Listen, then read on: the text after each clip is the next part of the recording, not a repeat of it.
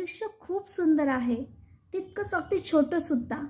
त्या छोट्या आयुष्यामध्ये आपल्या अस्तित्वाला मोठं करण्याचा प्रयत्न करा.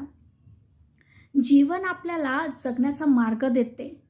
बरे वाईट अनुभव देऊन नवीन-नवीन धडे शिकवते.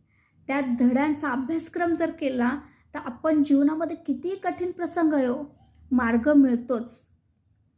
आयुष्य अस्तित्व उभं करणं म्हणजे फक्त जमीन, जुमला, पैसा, अडका, सत्ता, संपत्ती कमवणं नाही. भगवंताने आपल्याला कशासाठी जन्माला घातलं याचा कधीतरी बारकाईने विचार करा.